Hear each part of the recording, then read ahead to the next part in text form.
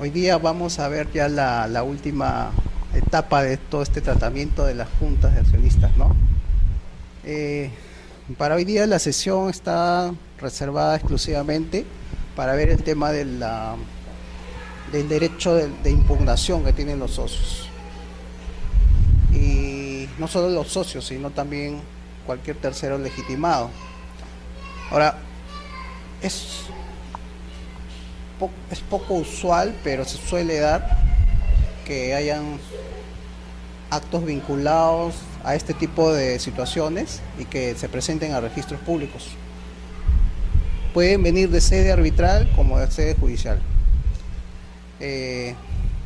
Más son los actos vinculados por la misma legislación a las impugnaciones de tipo judicial. Arbitrales muy poco, visten laudos arbitrales que se inscriben en registros públicos, en el registro de personas jurídicas, pero más vinculados a derechos, a conflictos entre el accionista y la sociedad, que han sido pactados en el estatuto, la posibilidad de ir a un arbitraje y no ir al ámbito judicial.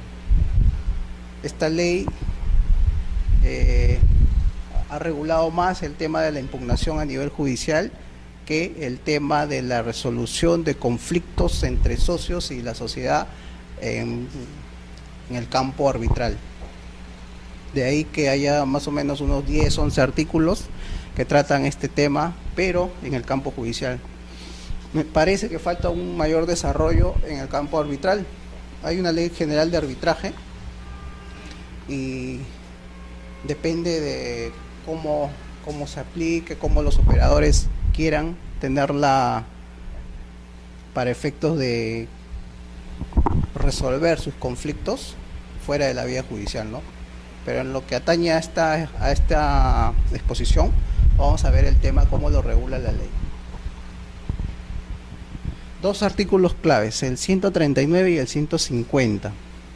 El 139 regula lo que podríamos mencionar como la anulabilidad de los acuerdos de junta de accionistas. Y el artículo 150 de la ley regula la nulidad de los acuerdos de junta de accionistas.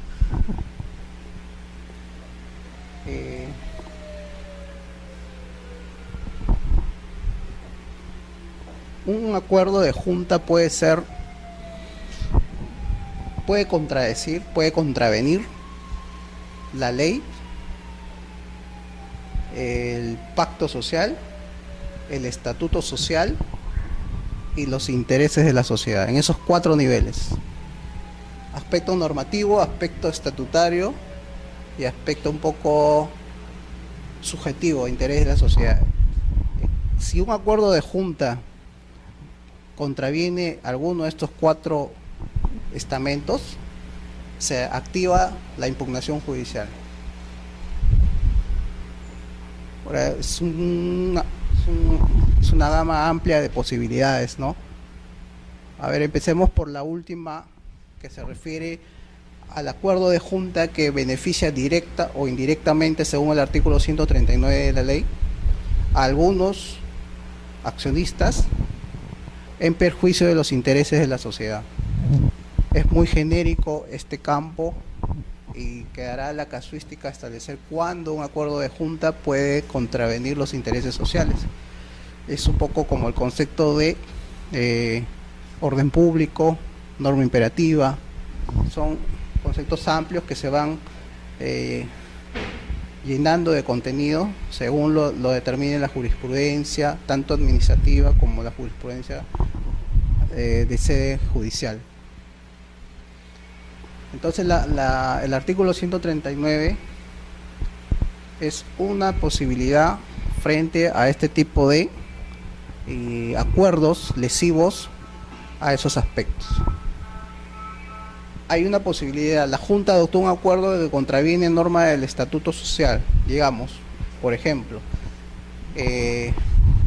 para ser director se requiere ser accionista, señala el estatuto, y la Junta adopta un acuerdo en el que se elige director a una persona no accionista, vinculado a un grupo de socios que quieren tener cierto control en la administración de la sociedad.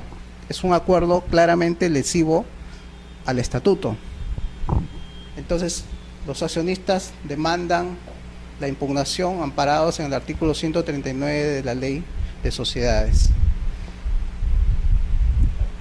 En sede judicial se admite la demanda y se procesa este acuerdo de impugnación, esta demanda de impugnación. ¿Qué cabe en ese caso a la sociedad para que este proceso judicial no continúe, no siga adelante? Solo cabe la revocación o sustitución del acuerdo, declarando en el caso que se vaya a iniciar un procedimiento judicial, un proceso judicial, su improcedencia. Y si ya se inició el proceso judicial, se declara la conclusión del proceso. Es decir, adoptado el acuerdo lesivo, se puede revocar o sustituir, modificar adecuándolo, ya sea a la norma legal violada, al pacto social o al estatuto social. Si se modifica el acuerdo, un poco pierde sentido la legitimidad para obrar que pueda tener él o los accionistas demandantes. Es una suerte de, la misma ley prevé una suerte de un remedio procesal societario para evitar o concluir el litigio judicial iniciado.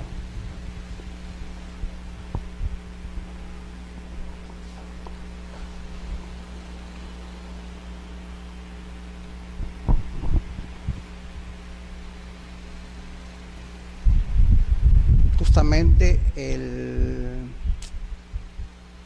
segundo párrafo del artículo 139 señala que no procede la impugnación cuando el acuerdo haya sido revocado o sustituido por otro adoptado conforme a la ley, al pacto social o al estatuto.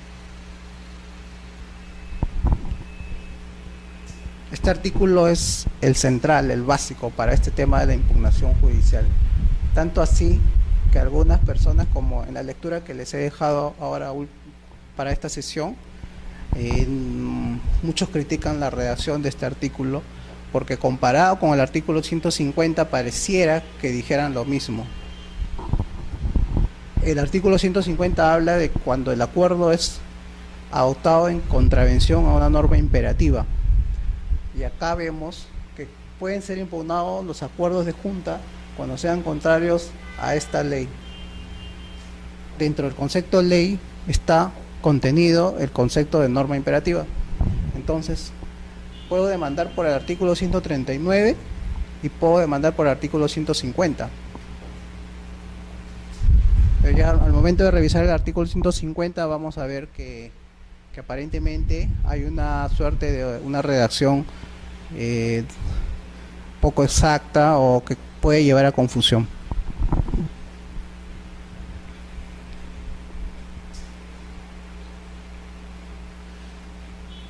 Presupuestos subjetivos para iniciar las acciones al amparo de este artículo 139.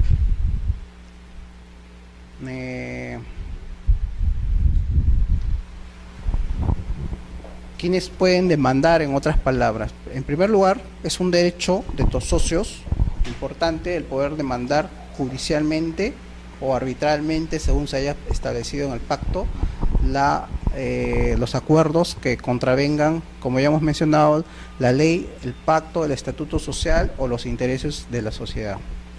Ahora, hay dos situaciones. El socio está presente en la junta.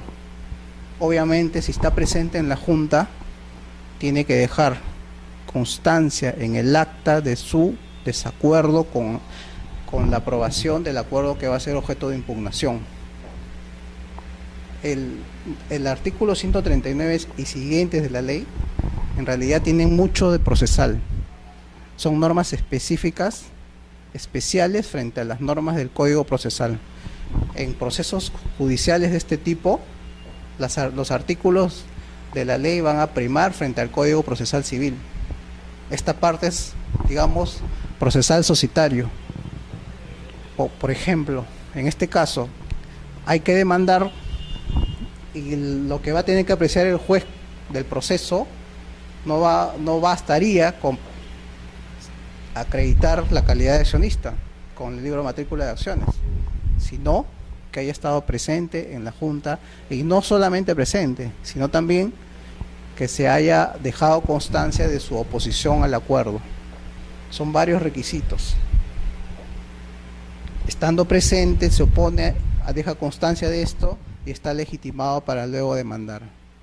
No cabría iniciar un proceso del socio que, estando presente, vota a favor del acuerdo, luego lo impugna, o del socio que, estando presente, se abstiene de votar y luego impugna. El otro supuesto para su capacidad subjetiva para demandar sería el del socio que, estando presente y es impedido de poder ejercer su derecho de voto.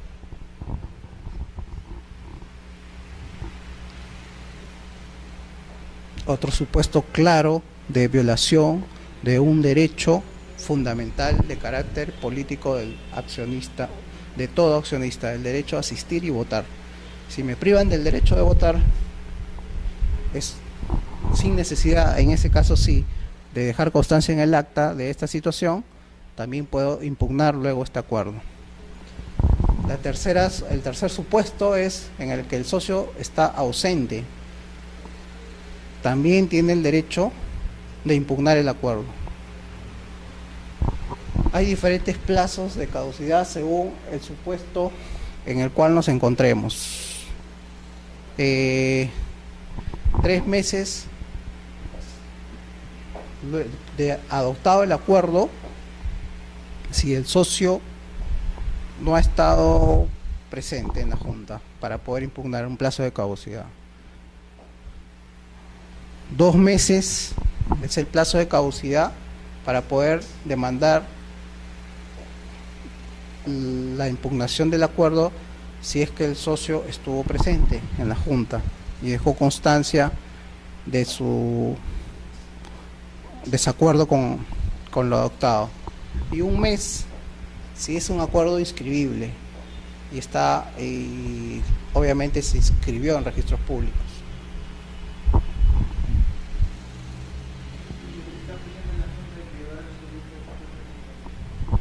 Si está presente en la Junta y se priva al accionista, se aplica el plazo de los 2 meses.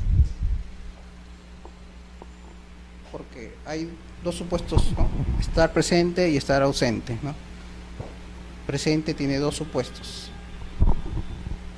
Y 1 mes si el acuerdo es inscribible y se inscribe, ¿no? en el registro público.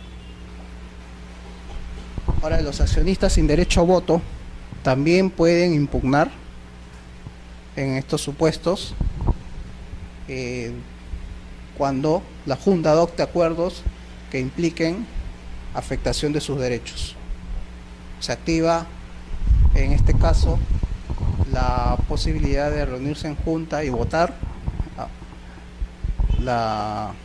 el inicio del proceso judicial correspondiente de impugnación de acuerdo.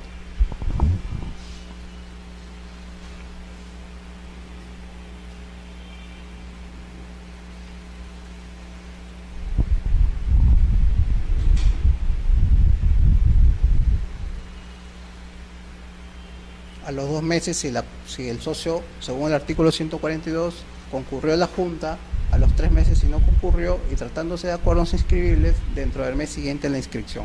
Ahí cabe hacer una precisión que ni el reglamento ni la ley lo han señalado, ¿no? De acuerdo a las normas de registros públicos, los acuerdos se inscriben en una fecha, pero el título que origina la inscripción se presenta en otra fecha. Pueden pasar tranquilamente 45 días entre uno y otro momento. En ese caso, ¿qué fecha deberíamos tomar en cuenta para el plazo de caducidad? ¿La fecha de presentación del título o la fecha en que se extendió el asiento de inscripción? Porque tomar una u otra fecha implicaría que tu plazo ha vencido. De lo que he revisado, no hay una jurisprudencia registral al menos que se pronuncie sobre este tema.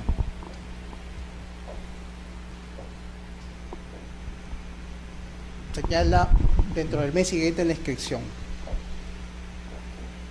Yo pienso que en ese caso, aplicando las normas registrales del caso, el plazo de caducidad para la impugnación de un acuerdo inscribible o inscrito en registros públicos tendría que ser a partir de la fecha de presentación del título.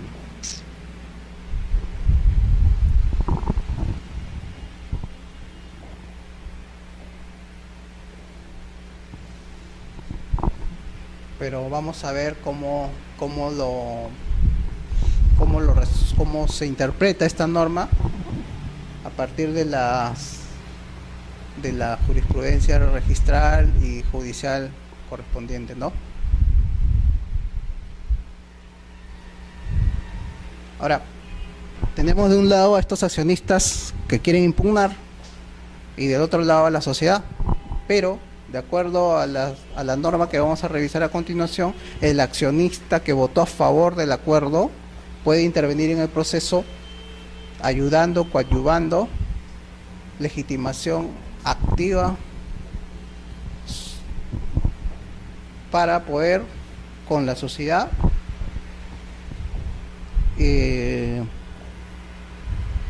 litigar defendiendo el acuerdo. Está permitido de acuerdo al artículo 141 de la ley. Los accionistas que hubiesen votado a favor del acuerdo impugnado pueden intervenir a su costa en el proceso a fin de coadyuvar a la defensa de su validez.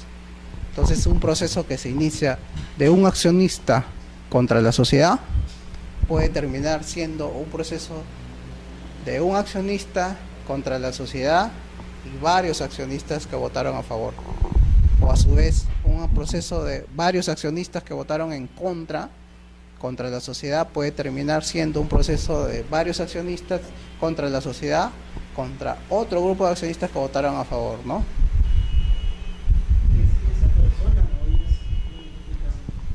¿Perdón? Se pueden apersonar el proceso o también contestar la demanda conjuntamente con la sociedad. Hay dos posibilidades procesalmente, ¿no? Creo que en una se llama legitimación activa originaria y en la otra legitimación activa derivada, me parece. No recuerdo bien el término, pero en un proceso uno puede desde el inicio defender una pretensión o también coadyuvar apersonándose al proceso. La ley no hace el distingo, simplemente dice pueden intervenir en el proceso a fin de coadyuvar a la defensa. De acuerdo al tenor del artículo 141, esta intervención en el proceso podría darse desde el inicio como una vez iniciado este proceso judicial.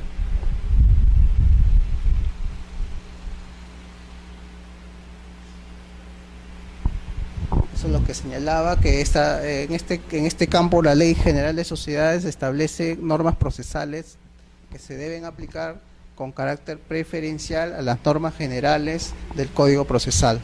Ahora,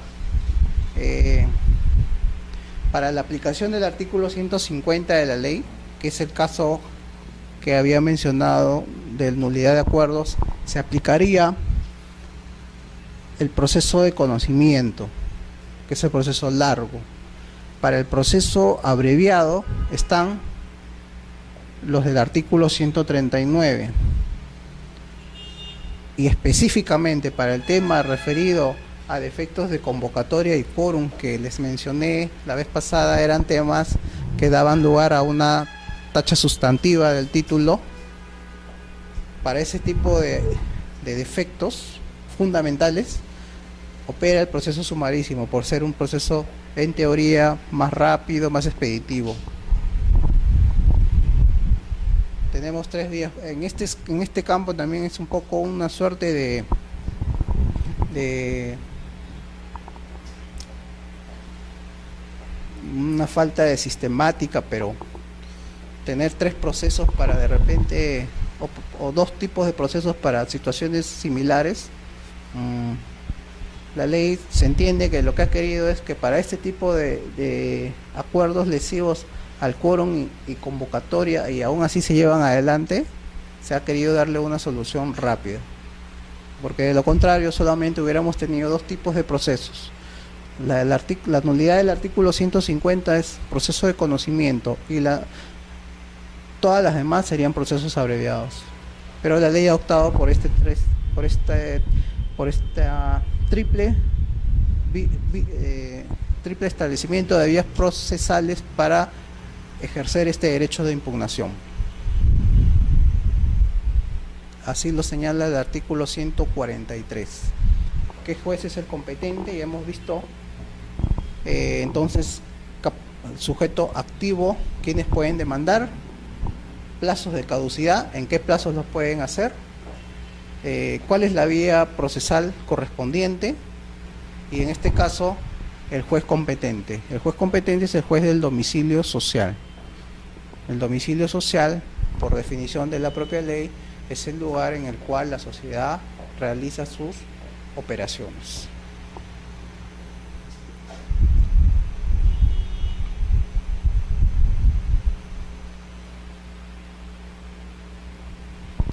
Ahora, acá hay una norma especial, por ejemplo, una norma específica.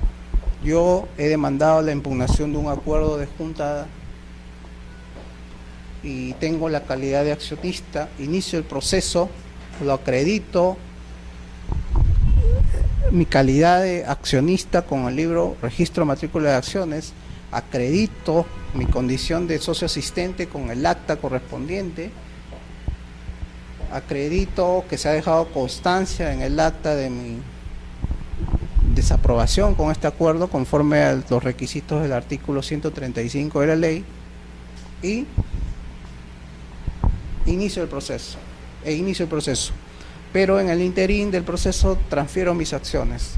Esto normalmente no debería dar lugar a que el proceso concluya, pero tratándose de un proceso de impugnación societario, la ley ha previsto que esta situación de pérdida parcial o total de la calidad de accionistas va a determinar la culminación del proceso. Es una norma que, tengo entendido, no tiene una pacífica aceptación en la doctrina. Algunos se inclinan a favor de que el proceso continúe, otros a favor de que el proceso concluya. Nuestra ley ha optado por el segundo supuesto. Si el accionista transfiere sus acciones total o parcialmente, el proceso concluye inexorablemente.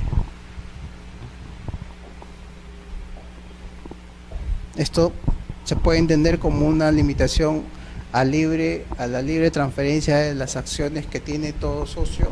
Podría ser, porque iniciar un proceso judicial de este tipo implicaría la posibilidad o la imposibilidad de poder transferir sus acciones, así sea una sola, durante todo el proceso. Y eso es una severa limitación al derecho a poder transferir o gravar mis acciones. Pero la ley lo ha establecido de esta manera y está la norma en ese sentido expresada. Ahora, yo puedo tener 200 acciones e iniciar un proceso y basta que transfiera una de ellas y ya no podría continuar con este proceso. El accionista que impugne judicialmente cualquier acuerdo de la Junta deberá mantener su condición de tal durante el proceso, a cuyo efecto se hará la anotación respectiva en la matrícula de acciones. La transferencia voluntaria, parcial o total de las acciones de propiedad del accionista demandante extinguirá respecto del proceso de impugnación. Es una transferencia voluntaria. Puede haber el caso en el que haya una transferencia que no sea voluntaria, que se le haya demandado judicialmente a este socio la transferencia de las acciones y haya sido vencido en juicio. Si es así, el nuevo socio adquiere la calidad de sujeto activo en el proceso judicial correspondiente y en ese supuesto no se extingue el proceso respecto de esas acciones. Ya hemos mencionado, puede ser una transferencia parcial o una transferencia total.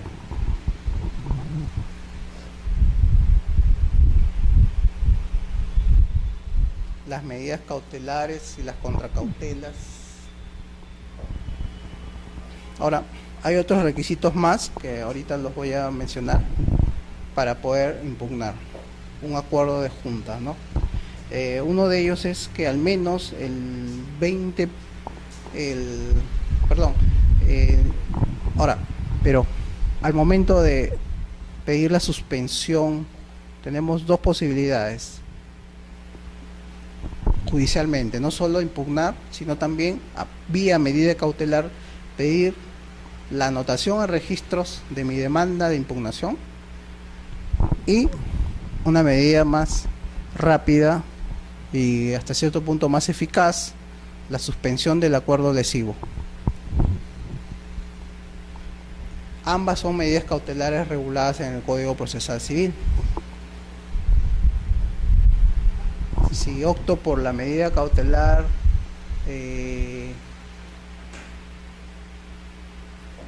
de suspensión del acuerdo, el efecto va a ser que al acogerse esta medida cautelar, el juez va a ordenar la suspensión de sus efectos. Casi tiene la misma eficacia que una sentencia final, porque si en registros públicos está inscrito un directorio y este directorio ha sido objeto de una demanda de impugnación y se obtiene una medida cautelar de suspensión del acuerdo correspondiente a la elección de este directorio, para todos los efectos este directorio va a quedar suspendido registralmente en sus funciones.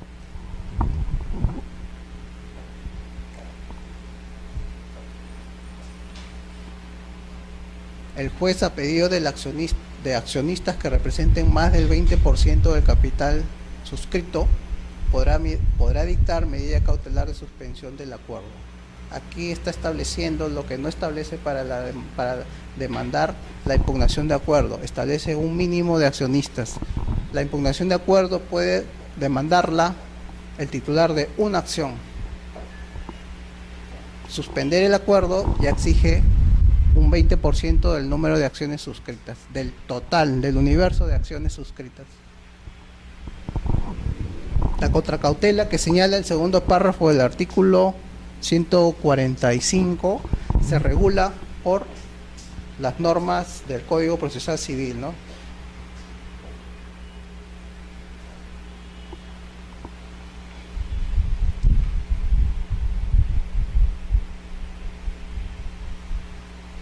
El artículo 147 es la otra medida cautelar de anotación de demanda en registros públicos. El efecto que tiene la anotación de demanda es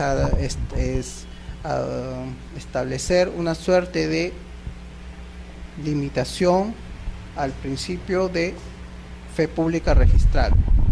Si yo tengo inscrito en registros públicos el nombramiento de un gerente con ciertas facultades para representar a la sociedad y a continuación existe una medida cautelar en virtud de la cual se anota en registros la demanda de impugnación de este acuerdo del nombramiento de gerente, yo voy a contratar con este gerente, pero si más adelante ese acuerdo en virtud del cual se designó al gerente y se le otorgó facultades se declara nulo, yo no voy a poder alegar buena fe en el acto celebrado con el gerente.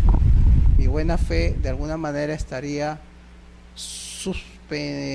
supeditada, estaría limitada a la anotación de esta demanda. Es una advertencia que ese acto que se está demandando su impugnación en el Poder Judicial puede ser ineficaz. Ese es el efecto que tiene anotar la demanda de impugnación de acuerdo en la partida registral de la sociedad. En el asiento correspondiente de esta medida cautelar debe señalarse claramente el acto inscrito que está siendo objeto de cuestionamiento en sede judicial.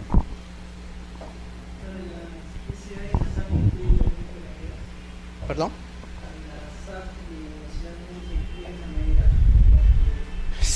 Viniendo de sede judicial se inscriben todo tipo de medidas, porque para las sociedades inclusive hay una excepción al principio de tracto sucesivo.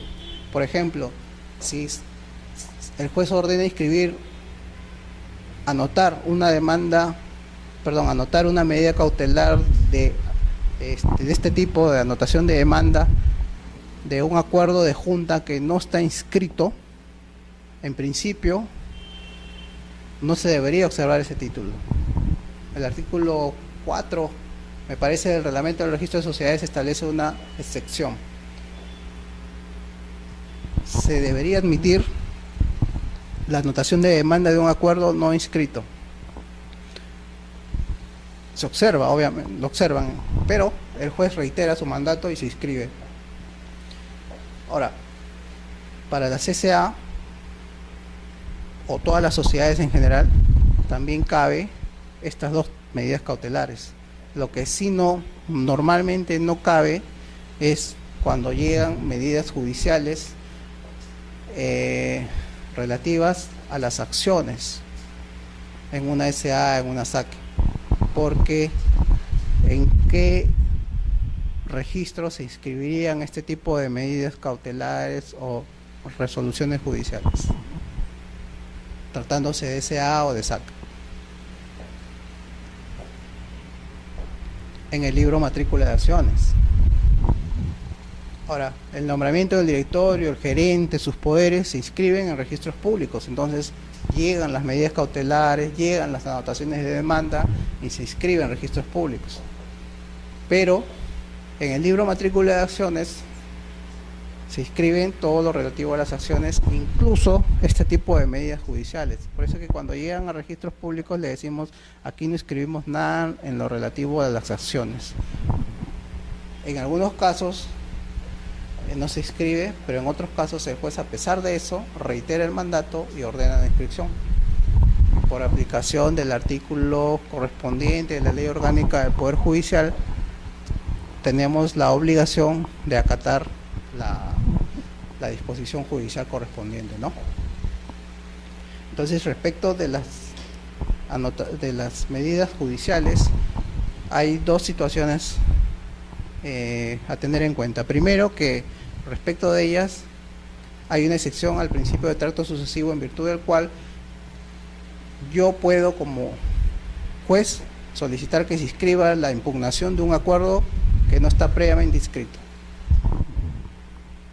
Y segundo, que todas las medidas cautelares judiciales o arbitrales o administrativas relativas a las acciones de una sociedad se inscriben en el libro matrícula de acciones. No es un acto inscribible en registros públicos. Entonces,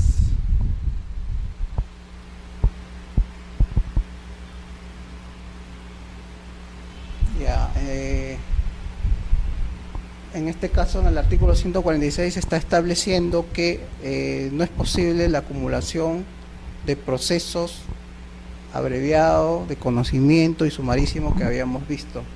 Cada uno va a tener su vía procedimental y por la naturaleza del acto que se impugna.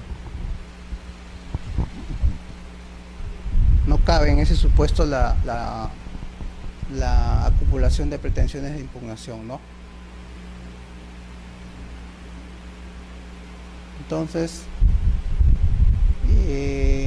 se establece un mínimo del 20% de las acciones suscritas para interponer esta medida cautelar de suspensión de acuerdo.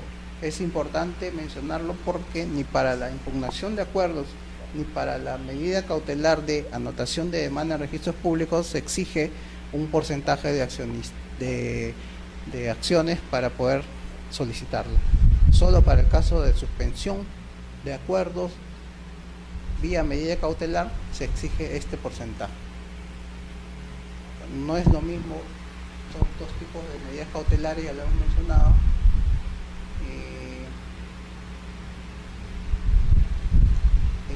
Hay un supuesto en el cual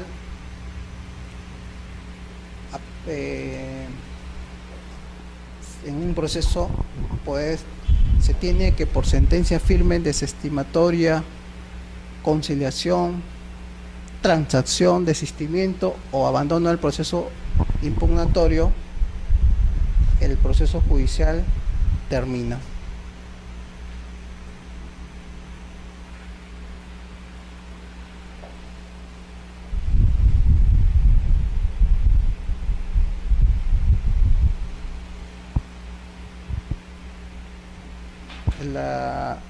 aquí en el artículo 148 de la ley hay una aplicación directa del artículo 2014 del Código Civil. Como sabemos, el 2014 es uno de los artículos pilares de nuestro sistema registral, en virtud del cual el tercero que de buena fe contrata a título oneroso con persona que en el registro aparece con facultades para otorgar determinados poderes, determinados actos, determinados derechos, mantiene su adquisición, aunque después se anule, rescinda o se declare la nulidad del derecho que ha sido objeto de negocio jurídico. Entonces, quien contrata con el registro de buena fe tiene amparado la adquisición de su derecho. Justamente en este caso de impugnación de acuerdos, vemos que puede haber una persona que se pueda ver perjudicada por la nulidad de un acuerdo adoptado mucho antes a la fecha en la que él contrató con la sociedad a través del directorio, gerente, apoderado. Resulta que él, si no había anotada una demanda en registros públicos, no se le puede oponer este acuerdo, en virtud del cual quedan sin efecto las facultades del mandatario de la sociedad con la que él contrató. Por eso dice el segundo párrafo del artículo 148, en el primer párrafo del artículo 148, que no se afectará los derechos adquiridos por tercero de buena fe a consecuencia del acuerdo impugnado. Y la sentencia firme que declara la nulidad de un acuerdo inscrito debe inscribirse en el registro. Claro, la sentencia firme en realidad lo que está diciendo en este segundo párrafo del artículo 148 es la sentencia que no ha sido impugnada o la sentencia que ha quedado consentida o ejecutoriada. Consentida es porque simplemente no se estableció ningún mecanismo de impugnación contra ella pudiendo hacerlo. Y firme porque ya no cabe acudir a otra instancia más de la que ya el ordenamiento legal ha establecido para ella, ¿no? Entonces este tipo de sentencia trae ese efecto, doble efecto. Primero, a pesar que un socio votó a favor de un acuerdo y es vencida en juicio la sociedad por el socio que impugnó este acuerdo, va a afectarlo a él y a todos los demás socios que votaron a favor del acuerdo. Y si no se publicitó en registros esta impugnación judicial, este cuestionamiento judicial, el acuerdo no va a afectar a los terceros que adquirieron amparados en la buena fe del registro. Tiene un doble efecto.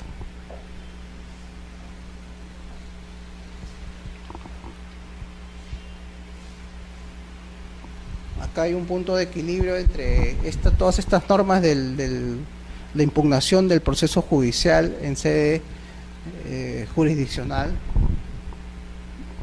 Tienden a establecer un equilibrio entre el derecho del accionista y el derecho de la sociedad de poder llevar una dinámica, una marcha social adecuado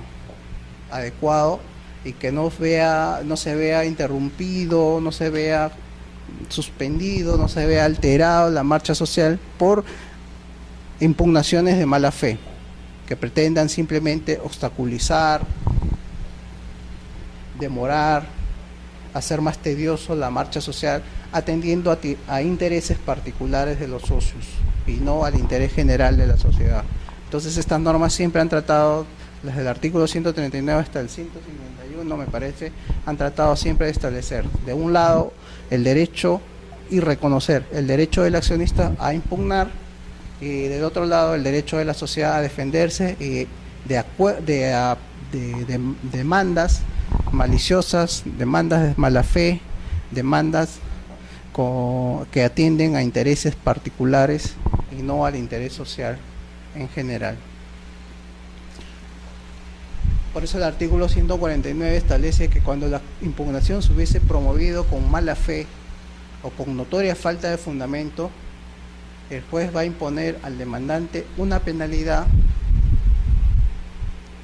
de acuerdo a la gravedad del asunto, y adicionalmente a esta penalidad una indemnización por los daños y perjuicios ocasionados justamente por lesionar la marcha normal de la sociedad.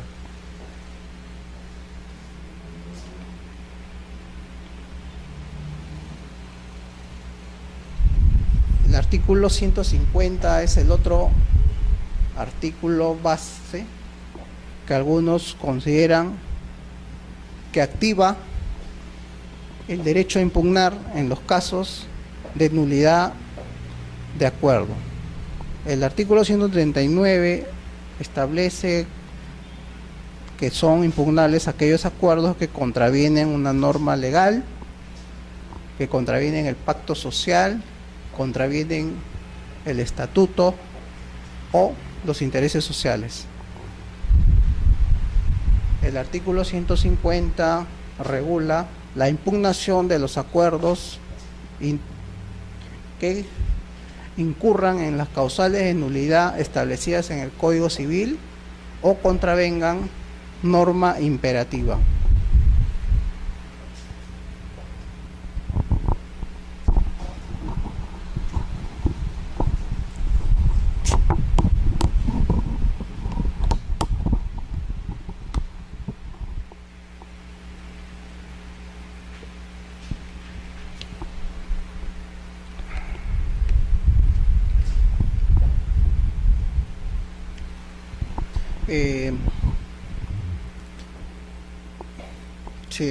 Ejemplos de casos de nulidad que pueden ser demandados al amparo del artículo 150 pueden ser, por ejemplo, el acta que ha sido fraguada totalmente, nunca hubo sesión, nunca hubo junta, simplemente se redactó un acta apócrifa, un acta que, de ser promovida la demanda judicial correspondiente, debe ser encausada en base a lo dispuesto en el artículo 150 de la Ley General de Sociedades, porque es un acto nulo. Las causales de nulidad que regula el 219 del Código Civil, entre otras causales para demandar la nulidad del acto jurídico, señala el acto que no hay un agente capaz. En este caso no ha habido la voluntad de la Junta General para expresarse a través de un documento. Por lo tanto, es un acuerdo viciado de nulidad. También un acuerdo que no cuenta con el quórum necesario para poder adoptar un acuerdo, contraviene la norma imperativa del 125 y 126 de la Ley General de Sociedades. Sería un acuerdo nulo. Pero como habíamos visto, hay una vía procedimental específica para aquellos acuerdos que violen normas relativas al quórum y a la convocatoria.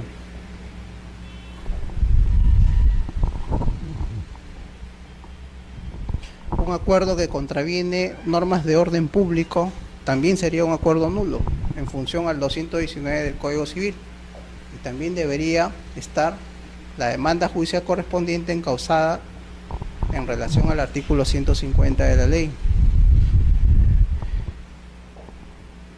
Y también sería nulo el acuerdo de junta en la que el acta ha sido alterada. Si bien es cierto, se celebró la junta, se aprobaron los acuerdos, se firmó el acta, pero el secretario del acta realiza alteraciones a la misma, quitándole el valor documental que ésta tiene como reflejo de la asamblea realizada, como reflejo de la voluntad expresada por los accionistas en junta. Lo convierte un documento válido en un documento inválido. Ahora, en los supuestos del 219 del Código Civil, por ejemplo, objeto física o jurídicamente imposible, un acuerdo de junta que pretende vender bienes que no son de su propiedad o son bienes de dominio público. Es un acuerdo que estaría dentro de los supuestos del 219 del Código Civil. Es un acuerdo nulo. ¿Por qué? Por la causal de objeto física o jurídicamente imposible. Jurídicamente imposible porque los bienes públicos no son objeto del tráfico jurídico de las personas. Y un acuerdo de junta de una sociedad que quiera vender, otorgar poderes para vender un bien público, una plaza, un monumento histórico, es un acuerdo que debería ser impugnado en virtud del artículo 150 del Código Civil. Entonces, viendo el tipo de acuerdo y la gravedad del hecho en el cual incurrió la sociedad adoptando el acuerdo, se va a poder tener una visión más clara de qué vía adoptar, la del 139 o la del 150. Ahora, ¿por qué no es lo mismo cuando el artículo 139 se refiere al acuerdo de junta que contraviene una norma legal con lo que establece el 150, el acuerdo de junta que contraviene norma imperativa? No estaría subsumido, uno es lo general y lo otro es lo específico. Pienso que cuando se refiere la norma del 150 a norma imperativa, en realidad se está refiriendo a los supuestos que no cabe pactar en contrario, no cabe de manera distinta establecer en el pacto o en el estatuto una situación diferente. Por ejemplo, el clásico ejemplo, el del quórum relativo para adoptar acuerdos: 2/3 y 3/5 en primera o segunda sesión, tratándose de acuerdos que requieren de quórum calificado. Por debajo de ese quórum no se puede establecer en el estatuto otro tipo de regulación. De establecerse sería un acuerdo que contraviene una norma imperativa y por lo tanto no podríamos demandarlo en virtud del 139, porque si bien es cierto estamos violando una norma legal, estamos violando una norma legal de carácter imperativo. Tenemos dos tipos de normas legales: las dispositivas y las imperativas. Todas aquellas que señalen en su texto está prohibido, no es posible, no cabe pacto en contrario, es nulo, con este tipo de afirmaciones, son normas que se reconocen como imperativas. Cuando se viole este tipo de normas, cabe accionarla en virtud del artículo 150 de la Ley General de Sociedades. En cambio, el artículo 139, al hacer referencias al acuerdo de junta que viola una norma legal de manera general, se estaría refiriendo también a unos acuerdos que, sin ser de carácter imperativo, contravenirlos puede dar lugar a una impugnación amparados en el artículo 139 de la ley. Digamos que la gravedad de la violación de la norma va a determinar que este acuerdo pueda ser demandado, impugnado, según el 150 o el artículo 139 de la ley. Adicionalmente, no pueden ser lo mismo, regular lo mismo, porque el sistema jurídico no puede regular para un mismo supuesto dos vías procedimentales diferentes, dos sujetos procesales diferentes, dos plazos de caducidades diferentes, ¿no? Entonces no pueden estar regulando lo mismo el 139 y el 150 al momento de referirse a el supuesto en el cual la Junta, a través de un acuerdo, viola una norma legal. En la lectura que les he dejado para esta sesión, ahí van a poder ver por qué no regulan lo mismo el 139 y el 150.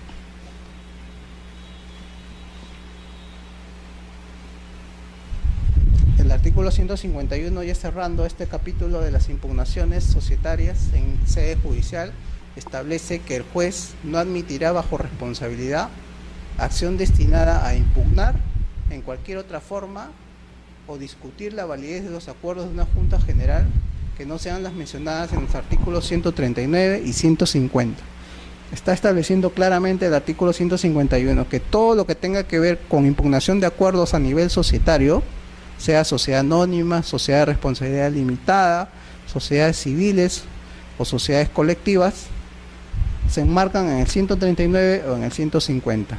No cabe una tercera vía para poder demandar la impugnación de estos acuerdos.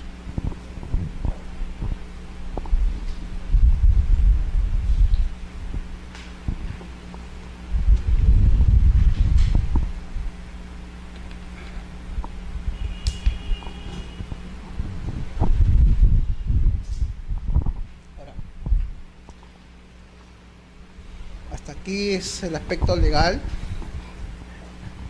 el aspecto reglamentario de este tipo de acción judicial específica en el ámbito comercial, en el ámbito societario. En esta parte de la exposición vamos a ver ahora cómo registros públicos normalmente observa actos vinculados a este y otros temas relativos a las juntas de accionistas. Una de las observaciones frecuentes que se suelen hacer en registros públicos está dado en el tema de la celebración de una junta en la que no hay pluralidad de accionistas. Como sabemos, la sociedad se constituye al menos con 2 accionistas, 2 socios. Se celebra una junta y concurre un solo accionista.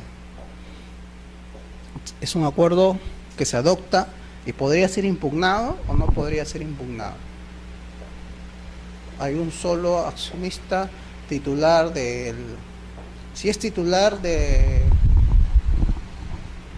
no todas las acciones, es claro que ahí no es la universalidad y por lo tanto se debe acreditar la convocatoria a los accionistas ausentes, ¿verdad? Pero si concurre un solo socio con la titularidad de todas las acciones, no hay más socios.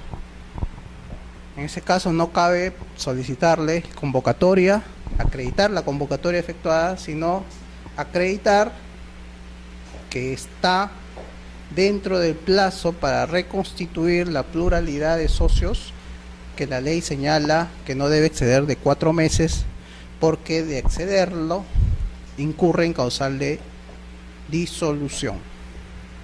Son frecuentes las sociedades que celebran juntas y presentan el acta redactada en la que concurre un solo socio titular de todas las acciones, sin señalar si está dentro o fuera del plazo de los 4 meses. Si lo señala en el acta no hay problema. En la misma junta se indica, estando que al mes pasado se ha producido la transferencia de las acciones de fulano a mengano, por la misma razón yo soy el único que concurre, no hay problema, se advierte de la misma acta que está dando cumplimiento al plazo de los 4 meses. Otra forma es adjuntan el acta y a su vez copia certificada del libro matrícula de acciones en las que se aprecia que la transferencia de acciones en favor de este socio único concurrente se ha producido en un lapso que no ha excedido los 4 meses. En ese caso también está salvada esta causal de disolución. Y una tercera forma es cuando se presenta el acta, hay un único accionista titular de todas las acciones y se adjunta una declaración jurada con firma legalizada del gerente general indicando que no ha transcurrido el plazo de 4 meses señalado en el 407 de la Ley General de Sociedades, me parece.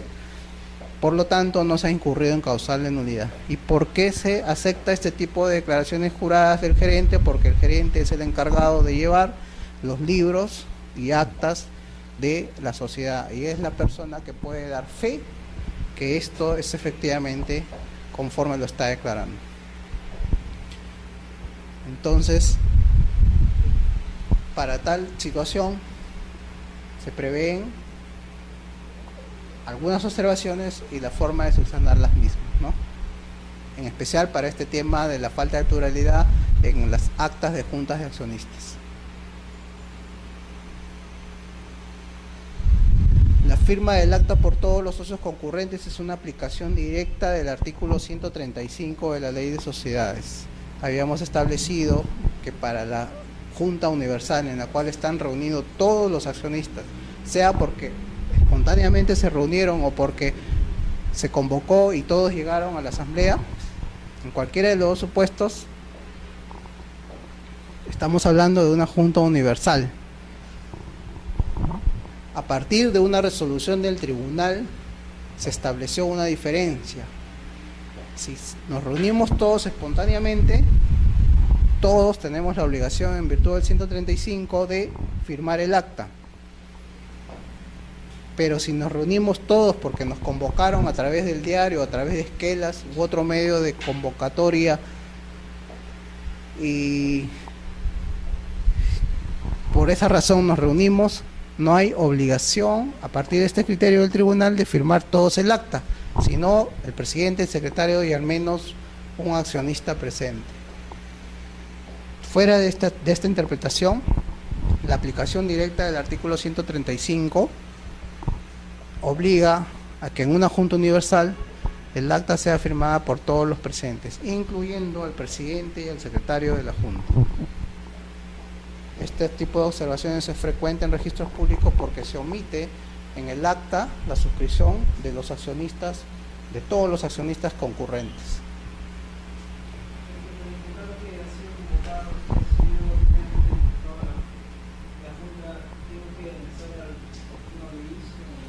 Claro, si es una sociedad anónima es ordinaria, normal o SAA abierta, la forma de convocatoria por ley obligatoria es el aviso publicado en un diario y en el peruano. Entonces, nos adjuntan los avisos, sea en original o en copia legalizada notarialmente, y con eso vemos que ha sido convocada, ¿no? Es universal, ha sido convocada, y basta ese documento para no exigir que todos firmen el acta. Ahora, si es por SAT, el reglamento del registro de sociedades poco releva de la acreditación del medio personal de convocatoria y basta una constancia, una declaración jurada del gerente general o del presidente del directorio indicando pues que se cumplió con convocar a la Junta conforme al 245 y al artículo pertinente del estatuto a todos los socios. Entonces, en ese supuesto tampoco cabría exigir que firmen el acta todos los socios de una SAC que ha sido convocada y ha sido celebrada la Junta de manera universal. Dependiendo del modo de convocatoria y su acreditación, va a ser declaración jurada o avisos publicados. Si se acreditan estos medios, entonces automáticamente un poco el acta ya no se va a poder exigir que sea firmada por todos a pesar que es universal.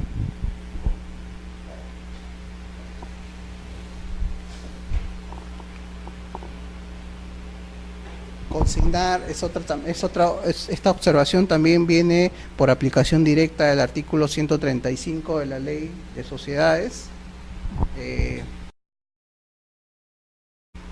¿Por qué es importante consignar el acta? Porque de esta manera tenemos una idea cabal de si estamos frente a una junta universal o no, si estamos ante una junta que requiere de convocatoria obligatoriamente o no.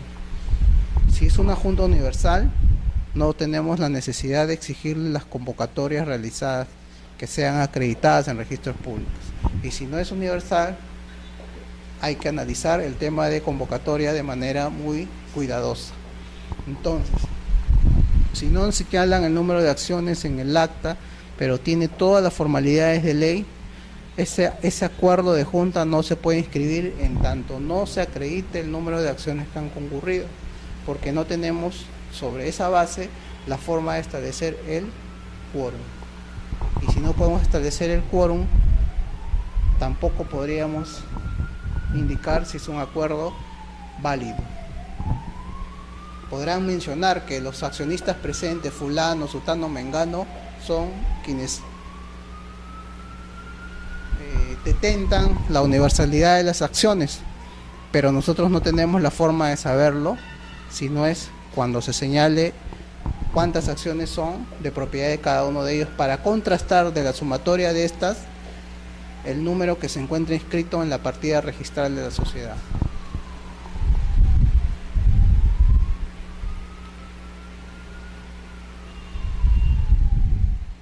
Parte integrante del acta.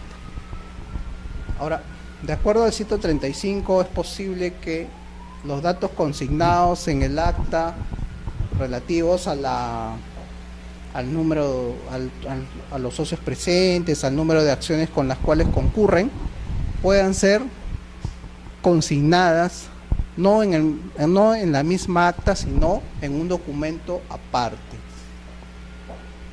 pero siempre entendiéndose que este documento forma parte integrante del acta de la Junta.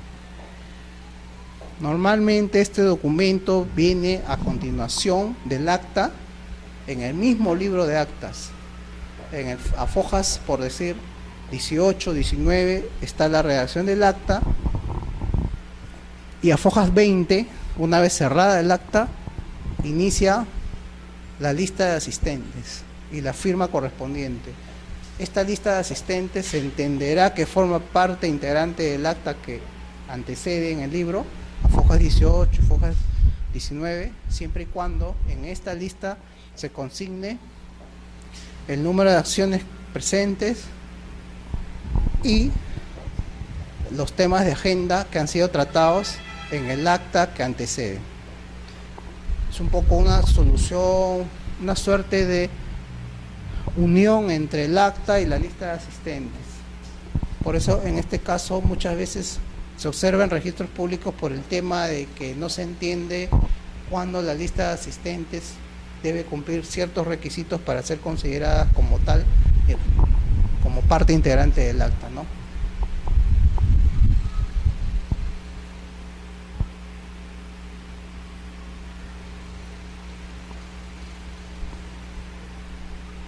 En la última parte de la observación se establece: como podrá advertirse, la excepción opera únicamente si existe una lista de asistentes suscrita por los accionistas, la cual debe contener como datos esenciales el número de acciones y los temas a tratar. La lista de asistentes que no cumple estos requisitos no va a ser considerada parte del acta. Por lo tanto, a esa acta le está faltando un elemento o dos elementos fundamentales: la firma del acta y el número de acciones presentes. Esos datos pueden constar en una lista de asistentes, siempre y cuando se cumplan con los requisitos que establece el 135 de la ley. Si no cumple esos requisitos, el acta adolece de ese defecto y la lista de asistentes no se considera parte integrante de esto. Esto sucede mucho en empresas de transportes, en las que tienen una gran cantidad de socios y no todos, y no hacen su relación de socios presentes al inicio de la junta. Simplemente hacen un detalle que al final del acta se van a consignar los socios presentes y la suscripción del acta correspondiente vía una lista de asistentes, pero muchas veces omiten señalar en esta acta de asistencia con cuántas acciones concurrió cada socio, y eso un poco le quita, de hecho le quita uno de los dos requisitos que debe contener esta lista de asistentes para ser considerada como tal.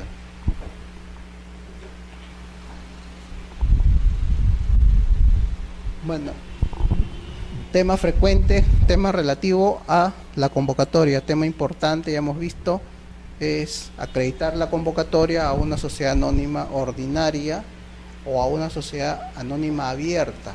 Por ley, la convocatoria debe ser a través de avisos publicados en un diario de mayor circulación local y en el diario oficial El Peruano. La anticipación de las publicaciones varían dependiendo de una sociedad anónima ordinaria o una sociedad anónima abierta. En En el caso de una sociedad anónima ordinaria, por lo menos deben ser convocados los socios a través de avisos con 3 días de anticipación a la celebración de la Junta de Accionistas. Y en el caso de una sociedad anónima ordinaria deben ser convocados por lo menos con 30 días de anticipación, casi un mes de anticipación para la convocatoria. Ahí en la SAA rigen algunas reglas especiales, inclusive en cuanto a quórum no se aplica la regla del 125 y del 126, sino una regla especial.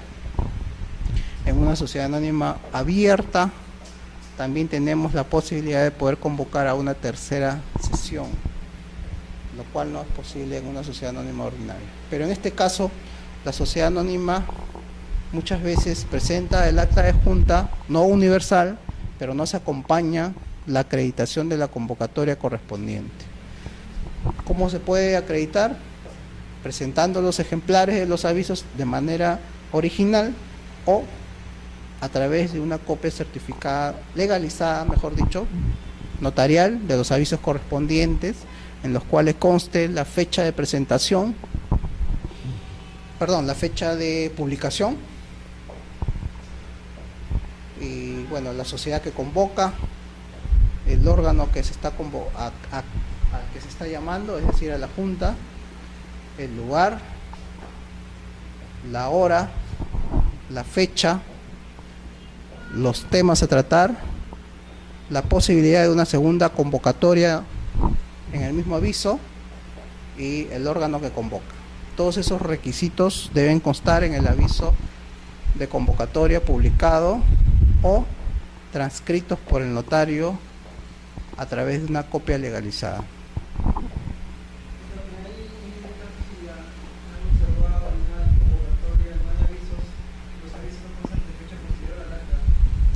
No, obviamente no pueden ser de fecha posterior porque no habría convocatoria. Sería nulo inclusive. Se tacharía porque si no hay aviso de convocatoria y se acreditan con avisos posteriores, el acuerdo en el reingreso, digamos, el título va a ser tachado. Porque en una primera observación no vamos a saber si hay convocatoria o no, ¿no? Se presenta en vía de subsanación con los avisos y vemos que la fecha es posterior a la fecha de celebración de la Junta y ese acuerdo jurídicamente es nulo y registralmente va a dar lugar en el procedimiento a la tacha del título. Otro supuesto de tacha es cuando en una SAC, en la misma acta, señalan los socios que han convocado a través de avisos. Verificado el estatuto, no se ha establecido como formalidad adicional de convocatoria los avisos. Entonces, que han convocado a través de un medio que legal ni estatutariamente está permitido, en una SAC. Entonces también da lugar a la tacha del título, a pesar que tiene convocatoria, pero la han hecho a través de los diarios, debiendo haberlo hecho a través de esquelas o cualquier medio de notificación personal.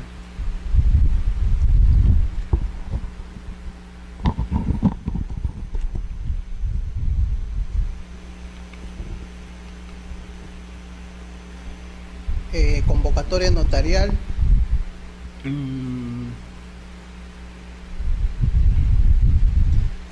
La convocatoria notarial y judicial ahora están equiparadas. El socio puede solicitar en determinados supuestos que el juez del domicilio social o el notario del oficio correspondiente al domicilio social puede realizar la convocatoria.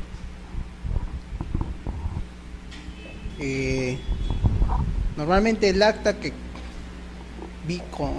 llega a registros públicos, primero, habiendo sido convocada en sede judicial, viene acompañada de los actuados judiciales en el cual el juez ordena realizar la convocatoria para una determinada fecha y la misma se ha celebrado y se adjunta a los actuados judiciales el acta de la Junta General.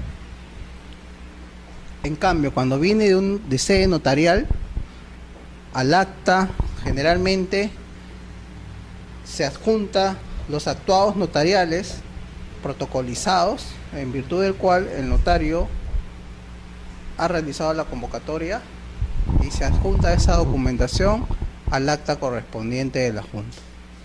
Vemos aquí dos tipos de instrumentos: el acta de un lado y el actuado judicial o notarial, en virtud del cual se sustituye al órgano que debió haber convocado, directorio o gerente general según sea el caso, y se ha convocado a la Junta de Accionistas correspondiente. Son dos supuestos que ahora prevé la ley. En sede notarial o en sede judicial, convocar a través de los procedimientos establecidos para este efecto, ¿no?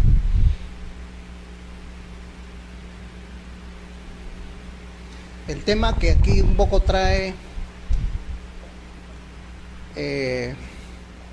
ciertas discrepancias de interpretación por los usuarios y los mismos registradores públicos es la referencia a la citación al órgano encargado. ¿Cómo acreditar esa citación al órgano encargado? La ley no solamente señala eso, el reglamento del registro de sociedades no lo ha señalado. El tribunal registral, hasta donde tengo entendido, aún no se ha pronunciado sobre el tema, cómo acreditar este tema de la citación del órgano encargado. Y en lo que a mí atañe, pienso que si el órgano judicial no convocó, el directorio, por decirlo, no convocó, se le debe citar en el proceso notarial o judicial correspondiente y acreditar con la documentación que éste ha sido debidamente notificado. Puede ser la declaración en un proceso judicial, puede ser la declaración notarial, o simplemente la comunicación que se cursó por el notario a través de una carta notarial al directorio, a fin de que se le hace de su conocimiento que se está convocando a la Junta de Accionistas a realizarse en un lugar y hora determinado. En realidad, la gama de poder acreditar si se citó o no a este órgano es amplia, y por lo tanto eso sí, no se puede dejar de lado esa obligación que hay de convocar de todas maneras a quien en su defecto se está recurriendo a la vía judicial o notarial correspondiente.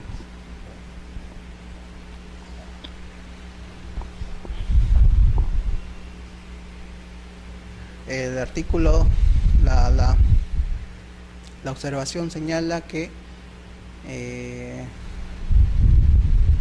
el juez o el notario va a tener que señalar el lugar y hora de la reunión, ¿no? Objeto, quien la preside. En el presente caso no se advierte de la documentación anexa al título ni de los avisos de convocatoria que se haya cumplido con citar al órgano competente para efectuar la mencionada convocatoria. Justamente lo que les mencionaba, el tema de la citación al órgano competente. Una suerte, creo yo, la ley ha previsto ese parrafito, esas palabritas, como una suerte de evitar que en realidad los accionistas recurran al juez o al notario sin haber recurrido, de repente, en la realidad de los hechos, al órgano encargado de convocar, directorio o gerente general. Por eso es que, a pesar de que hay que cumplir ciertos requisitos para acreditar al juez o al notario que yo he cumplido con solicitarle al órgano que convoque a junta y no ha querido, no ha podido, la ley adicionalmente señala que ya en el proceso correspondiente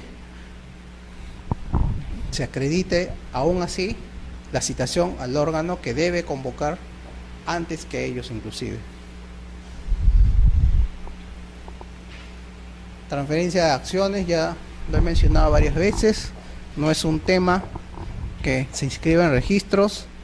Ojo, diferente al tema de transferencia de participaciones, que sí es un tema que se ve y se ve bastante en registros, sea de sociedad civil, sea de sociedad colectiva, sea de sociedad responsabilidad limitada. Eso es un acto inscribible, calificable en registros. Si implica la transferencia de participaciones, modificación del cuadro de socios o el número de participaciones, se debe otorgar adicionalmente la escritura pública correspondiente. Y a su vez, como es modificación del estatuto o del pacto social, va a requerir de requisitos de quórum calificado y mayorías calificadas para adoptar el acuerdo. Todo lo relativo a las acciones se inscribe en el libro matrícula de acciones. Sí. Si en una sociedad constituyeron dos socios, es una transferencia de acciones, solamente transferencia de acciones, y no hay ningún acto de inscribir más, como por ejemplo una remoción, nada.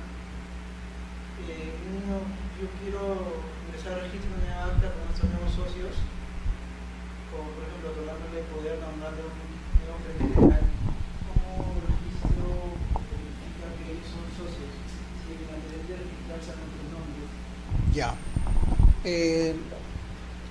En principio, los registros públicos no verifican la calidad de accionista, sino de lo que se desprende del acta. ¿Por qué? Porque no escribimos nosotros la calidad de accionista, sino más que en el acto de constitución. Los socios que constituyeron sí se publicita, pero al día siguiente de esa constitución ellos mismos pueden transferir sus acciones y celebrar una junta en la cual vemos que los socios que concurren no son los mismos que constituyeron la sociedad. Como no nos deben acreditar a nosotros la calidad de socios, pero sí las acciones con las que concurren, porque ese sí es un dato que nosotros verificamos en la partida. Si el capital está representado por 100 acciones, en el acta de su junta nosotros tenemos que ver que, sea quien sean los socios, deben sumar sus acciones 100. Eso sí verificamos.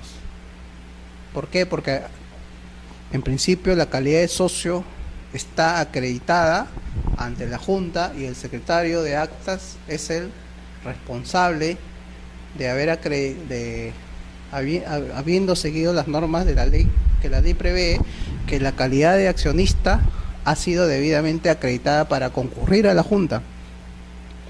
Entonces nosotros en el acta simplemente vemos que los socios A, B, C, quien sea, concurren con las acciones que están registradas en la partida de la sociedad, sin pedirle que A, B y C acrediten que son efectivamente socios, porque ese es un dato que está en el libro matrícula de acciones. Entonces, sí hay que diferenciar en un acuerdo de junta. Como acuerdo 1 se establece transferencia de acciones y como acuerdo 2 nombramiento de directorio. En ese supuesto el título no puede ser tachado, va a ser observado señalándole, salvo que haya hecho reserva el usuario, que el acto de transferencia 1 no es inscribible y va a tener que desistirse para proseguir con la inscripción del acuerdo 2, que sí es inscribible. Pero si la transferencia es el único acto que consta en el acta, ese título ya no va a ser observado, sino va a ser tachado, dado que no contiene acto inscribible.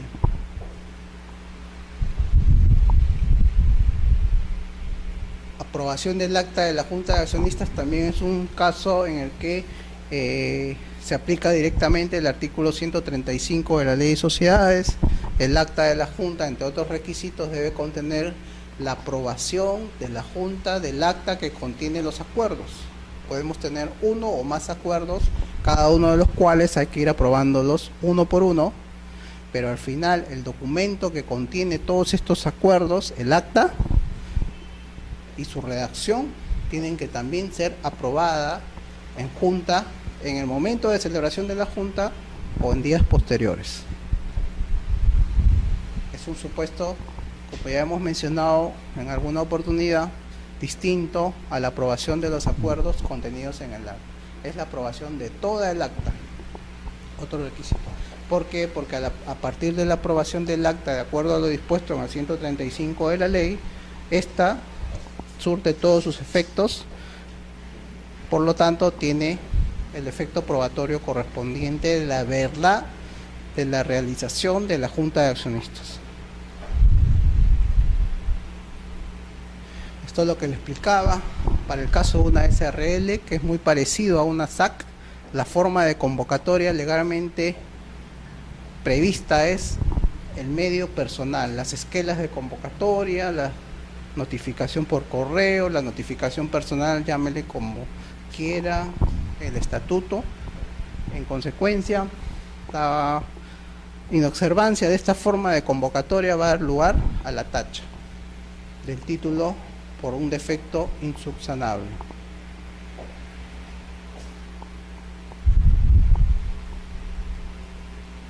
Se advierte que la convocatoria Junta General, en este caso de una SRL, al socio Jesús Tan no se ha efectuado conforme a la norma citada, pues la certificación notarial declara que no se ha entregado la esquela, motivo por el cual no se ha efectuado la notificación con cargo de recepción.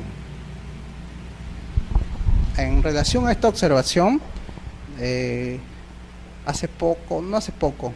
año pasado, el tribunal se pronunció en relación a las cartas notariales que acreditan la convocatoria a una junta, indicando que no es necesario la entrega de la esquela de convocatoria, sino basta el diligenciamiento por parte del personal de la notaría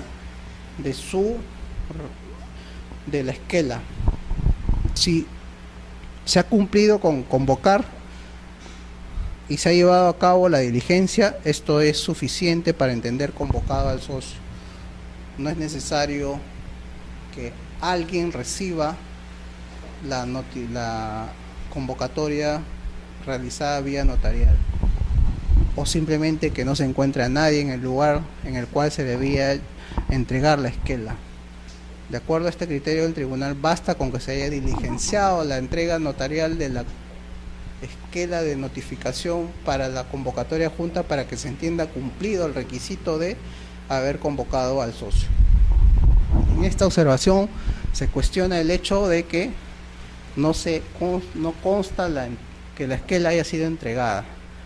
Entonces, con este criterio que no es de carácter obligatorio, se podría decir que este tipo de observación ya no cabría.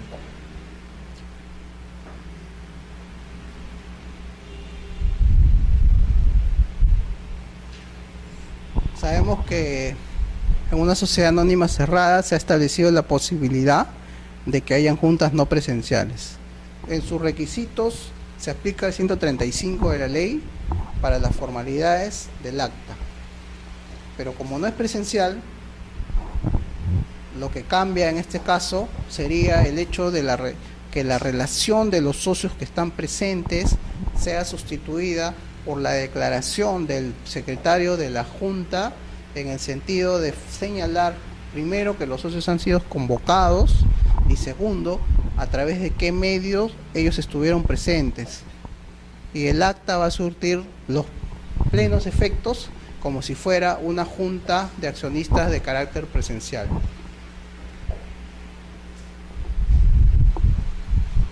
En la observación se le indica que no se ha señalado el medio utilizado para la manifestación de voluntad de la socia no presente, doña Rosina Isabel Abadía Juan.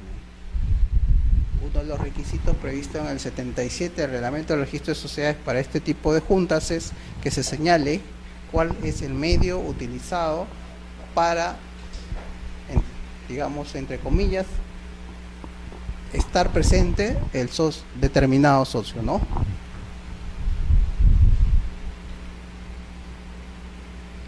En virtud del artículo 14 de la ley 31 del Reglamento del Registro de Sociedades, todo mandatario, director, gerente, apoderado, liquidador, administrador en general, en su designación debe consignarse su nombre completo y su documento de identidad, sea DNI o cualquier otro que lo identifique como persona. Puede ser carnet de extranjería, puede ser pasaporte, ¿no? Libreta electoral en algunos casos, pero existe la obligación de consignarlo. Muchas veces se omite esto en el acta, un acta cerrada, debidamente suscrita, y se observa. Entonces, ¿qué podría hacer el usuario en estos casos? Podría una reapertura de acta o adjuntar al título copia legalizada del documento de identidad del mandatario designado, y se subsanaría esta omisión, ¿no?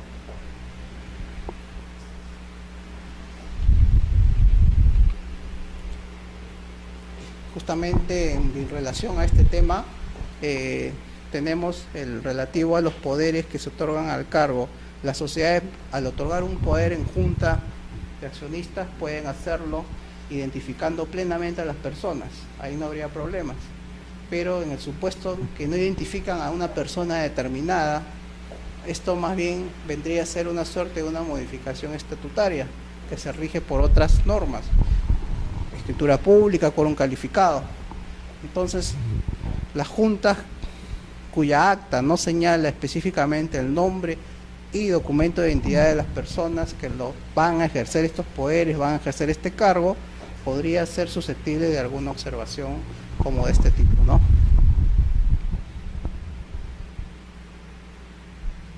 En el supuesto de tratarse de facultades otorgadas a un determinado representante, la Junta deberá designar el nombre y documento de identidad para dejar claramente establecido que no se trata de modificaciones estatutarias, sino de poderes otorgados por Junta a determinadas personas, de nombramientos de determinados mandatarios. Es importante entonces ese dato para evitar algún tipo de observación en ese sentido, en las actas de las juntas de accionistas o de socios.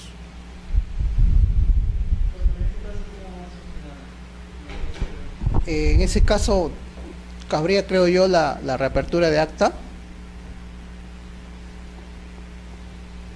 Y bueno, el otro medio sería el más tedioso, ¿no? Una junta aclaratoria.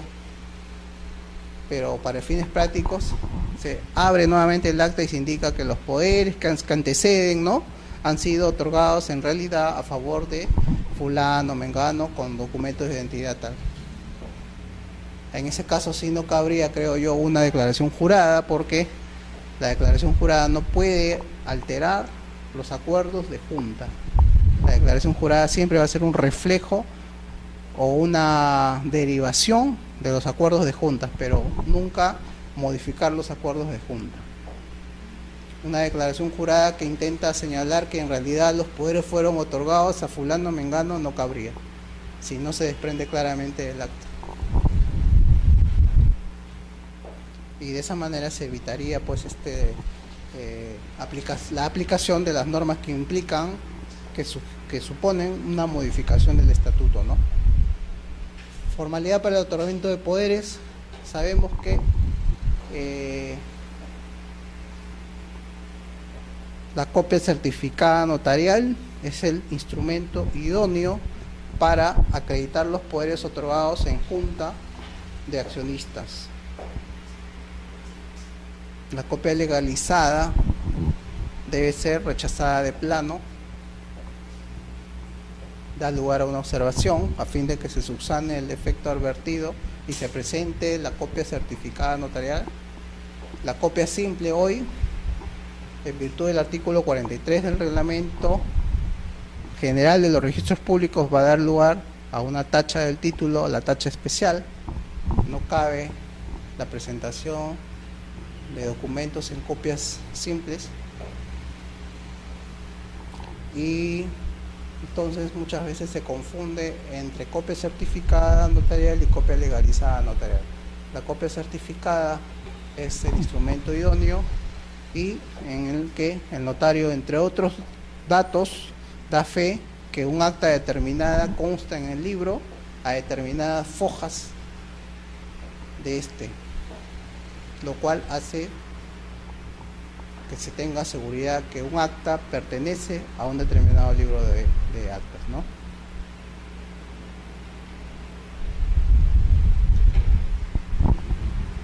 Bueno, ya como tercer punto para hoy día, les había también mencionado un grupo de normas que a veces pasan desapercibidas, pero que son importantes al momento del estudio del tema que hemos venido viendo en estas 4 sesiones, que son las juntas de accionistas y su regulación en la ley de sociedades.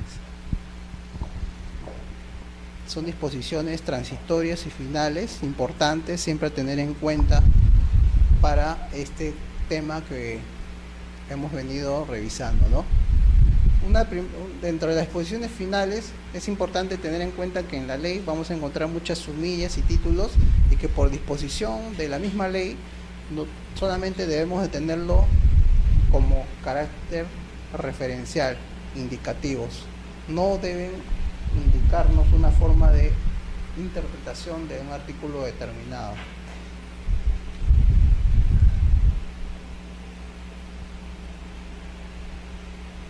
al entrar en vigencia la ley de sociedades, todas las sociedades, inclusive las que estaban constituidas antes de su vigencia, en el año 98, van a quedar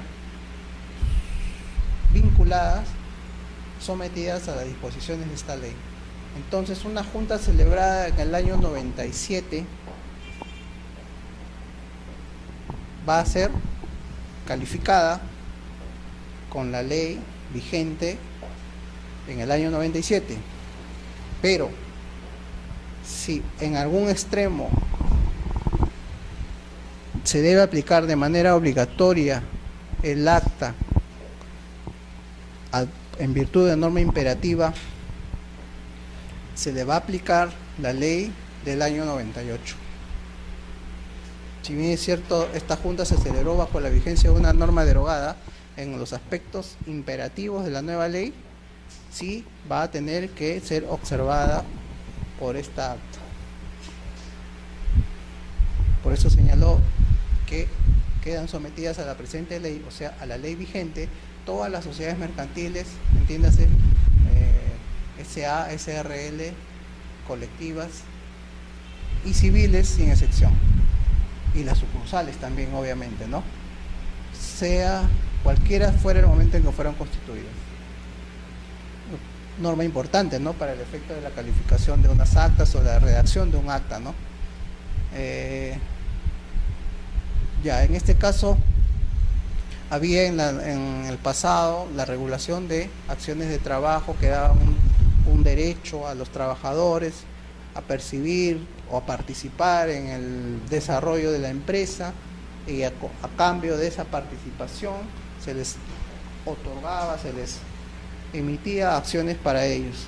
Ese tipo de regulaciones hoy ya están derogadas. Existen este tipo de acciones, pero se están convirtiendo acciones comunes.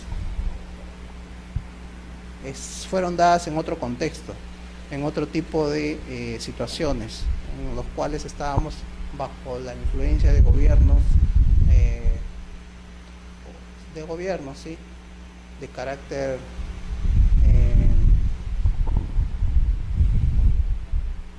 social, no liberal, como podríamos decir estamos ahora. Estamos en una situación en la cual al trabajador como tal se le reconocía derecho inclusive a participar en el accionariado de las empresas. Ahora, ese tipo de acciones en la actualidad todavía subsisten, pero se están extinguiendo por la conversión que se le hace al trabajador de sus acciones de trabajo por las acciones comunes. Entonces, cuando vean en un acta acciones de trabajo, entiéndase que en realidad se están refiriendo a las hoy denominadas acciones comunes, o las acciones al portador también, ¿no?, que también están en proceso de extinción. Esto es para efectos del cobro de derechos en registros públicos. Esta disposición establece que las sociedades que no adecuaron su estatuto a la entrada en vigencia de esta nueva ley lo pueden hacer con el beneficio de tener los derechos registrales reducidos en un 50%.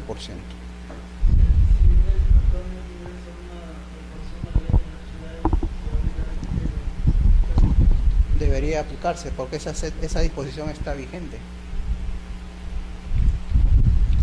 Muchas veces tengo entendido que, bueno, la adecuación como acto se liquida no en 18 soles sino en 9 soles, la mitad, pero se entiende que la modificación consecuente por esta adecuación ya no está bajo los alcances de esta disposición y se aplican los derechos registrales ordinarios. Entonces solamente 18, entonces solamente el acto de adecuación, que es meramente declarativo, ahí nomás se le aplica. Pero creo que la lógica de esta disposición era que a todo, ¿no?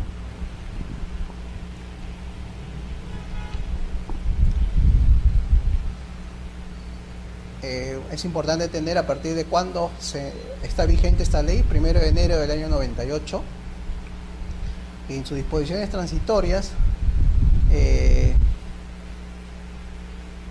solo quiero mencionar el tema de la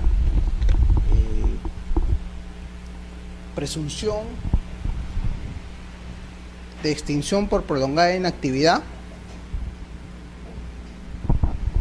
en un principio se estableció que aquellas sociedades que no habían tenido movimiento societario, entiéndase, acto inscribible, durante 10 años,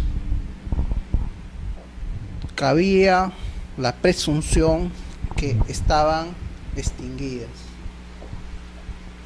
En el devenir de esta norma, hasta la actualidad, se cancelaron algunas partidas registrales por aplicación de la presunción establecida en la 10ª disposición transitoria, me parece, ahí lo van a tener en sus materiales, y se presumía que estas sociedades no tenían ya vida jurídica y por lo tanto registralmente, administrativamente se cerraban estas partidas, pero la misma práctica registral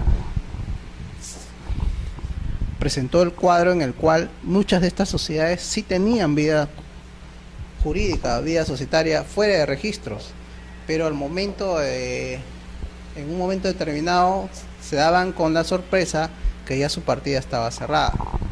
Entonces la presunción admitía prueba en contrario, y la prueba en contrario era justamente la declaración del gerente, del directorio o del acta simplemente, en la que se establecía claramente que esta sociedad, o los estados financieros, el registro en el único de contribuyentes, toda la prueba en contrario en contra de la disposición 10ª transitoria de la ley.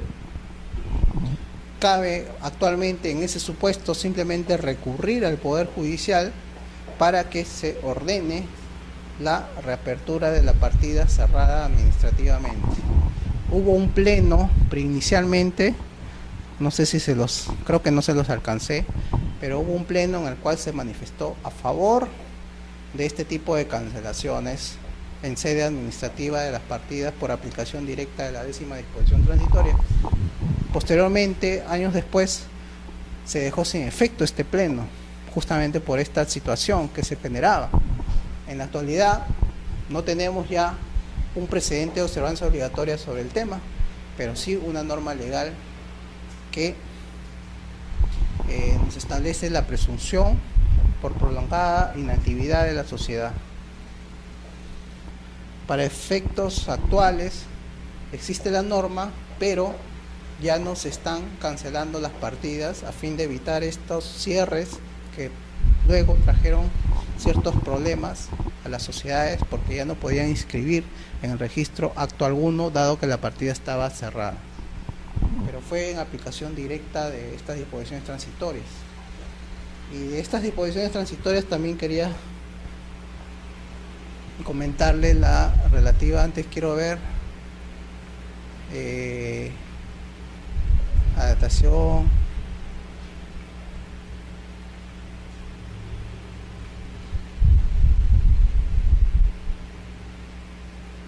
ya este es el caso de las sociedades con plazo de duración vencido. Esta es la 10ª disposición transitoria que trajo tantos problemas, ¿no? Tal cual está ahí su texto, es ahora como está vigente, pero no se está aplicando. Se presume la extinción de toda sociedad que no ha inscrito acto societario alguno en los 10 años precedentes a la publicación de esta ley. Se publicó el año 97 y se entendió que desde el año entonces el año 2000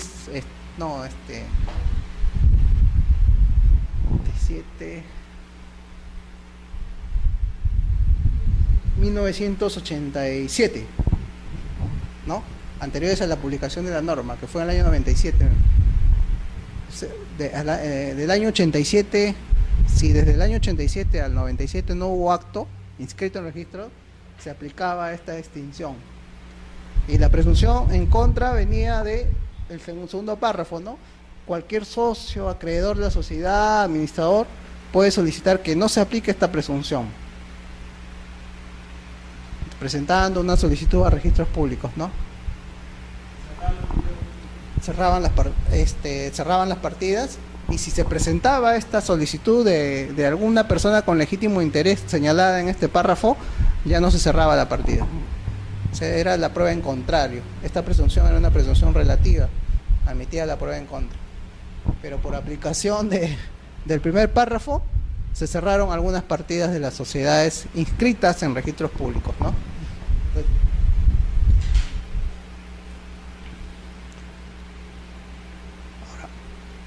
Ahora, el otro tema relevante en estas disposiciones transitorias es la adaptación del estatuto a la norma, a la Ley General de Sociedades vigente.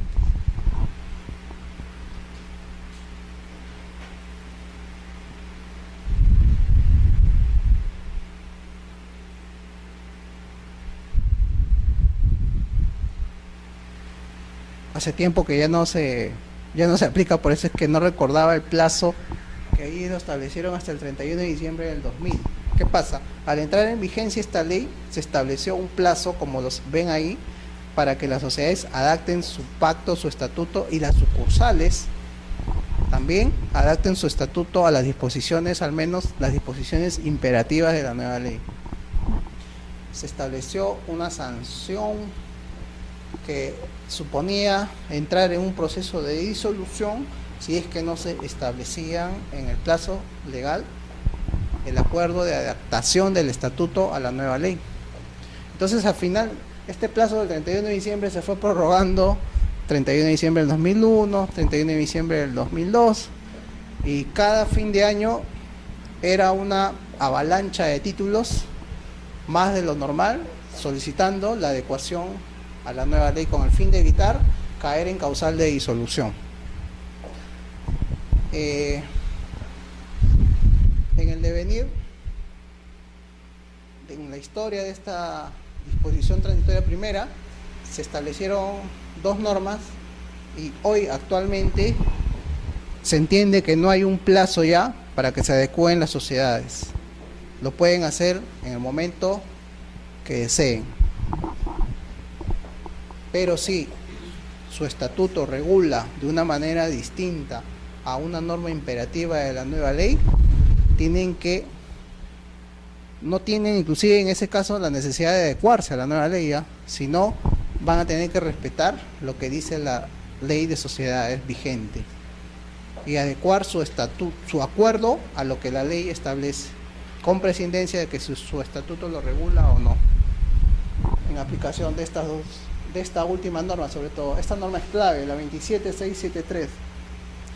Ella establece que las sociedades que hicieron su adecuación después del plazo no tienen ninguna de estas sanciones, no se consideran irregulares y por lo tanto tampoco se les aplica ninguna sanción legal. Pueden existir en el mercado como lo están haciendo hasta la fecha. Adecúan su estatuto o pacto social, o sea sucursal también, sus disposiciones de constitución en el momento que lo consideren oportuno y ya no están sujetos a ningún tipo de sanción legal. Y por lo tanto, pueden seguir funcionando y operando, pero eso sí, en las disposiciones de su estatuto que contravengan norma imperativa de la ley, va a primar no su estatuto, sino la ley de sociedades vigente, la que nos regula actualmente. Es una suerte de una adaptación tácita a la nueva ley.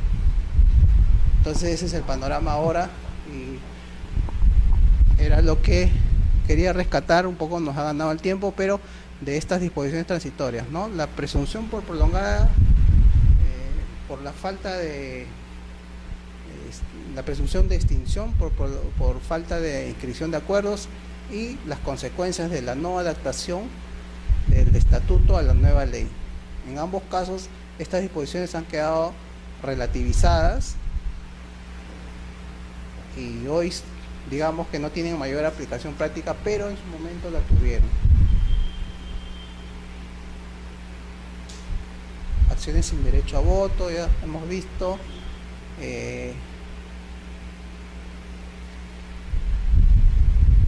Y esta disposición, por último, la disposición aquella que establece que Las sociedades con plazo de duración vencido, bueno, están en curso según un supuesto de disolución de pleno derecho, ¿no? Nada más.